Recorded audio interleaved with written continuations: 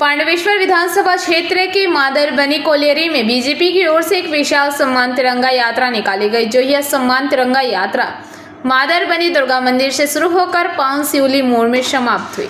इस दौरान पांडवेश्वर के पूर्व विधायक जितेंद्र कुमार तिवारी, जिला अध्यक्ष देवतन्नू भट्टाचार्य, पांडवेश्वर के दोनों मंडल के अध्यक्ष बबलू गौन, वेणुधर मंडल, उमेश मिश्रा, विकास बाद्यकर, विनोद मिस्त्री तथा समस्त नेता व बीजेपी समर्थक उपस्थित रहे। जितेंद्र कुमार तिवारी ने कहा कि দেখুন ওরা তো এন্টি সোশ্যালেরই কাজই করবে। কয়েকদিন আগে 25শে বৈশাখ ধুতি পরে রবীন্দ্রসঙ্গীত গাইছিল, সেদিনে আমরা বলেছিলাম সবটাই নাটক। আলটিমেটলি এন্টি সোশ্যাল কয়েকদিনের মধ্যে বোঝা যাবে। তো বোঝা গেল নরেন তো সারা জীবন ওই মানুষের রক্ত নিয়েই খেলা করেছে, ও তো তার টিমের লোকেদের একই কাজ।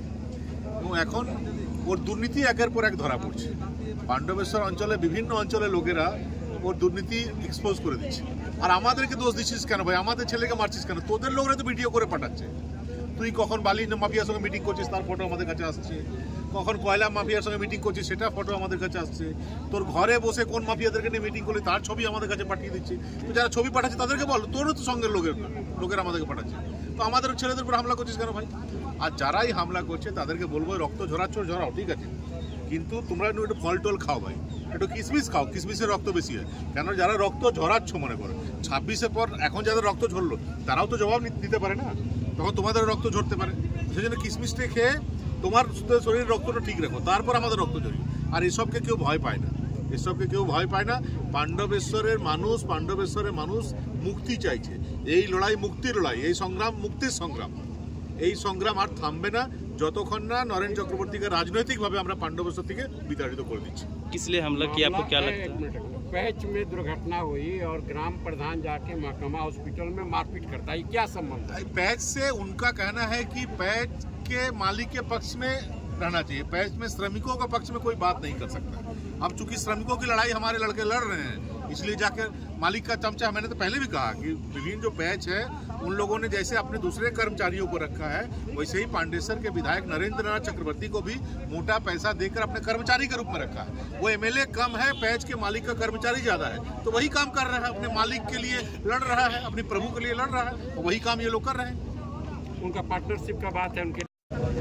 আজকে কি কর্মসূচি রয়েছে? আমাদের এখানে গোগলা অঞ্চলে আমাদের একটা বড় র্যালি হয়। এই র্যালির মাধ্যমে আমরা গোগলা অঞ্চলে যারা সম্পূর্ণ নাগরিক রয়েছে তাদেরকে একটা বার্তা দিতে চাই, যেখানে যে সন্ত্রাস চলছে, তৃণমূলের সন্ত্রাস, সেই সন্ত্রাসের বিরুদ্ধে ভারতীয় জনতা পার্টি এখানে কিন্তু মাঠে নেমেছে এবং আগামী দিনে সাধারণ মানুষের পাশে আমরা থাকবো। আর এই সন্ত্রাসকে সন্ত্রাস মুক্ত অঞ্চল হিসেবে গোগলা অঞ্চলটাকে যখন যখন ক্রিয়া হয় তখন তার প্রতিক্রিয়া হয়। বিজেপি এখানে জমি দখল করা শুরু করে দিয়েছে, এটা তৃণমূল হাড়ে হাড়ে বুঝতে পারছে। নরেন চক্রবর্তীর পায়ের তলার থেকে মাটি আস্তে আস্তে সরে যাচ্ছে, এটা নরেন চক্রবর্তী বুঝতে পেরেছে। সেই জন্য বিজেপি কার্যকর্তাদের উপর হামলার যে ঘটনা সেগুলো শুরু হয়েছে। पांडवेश्वर से मंथन पासवान की रिपोर्ट, पीवीटीवी न्यूज़।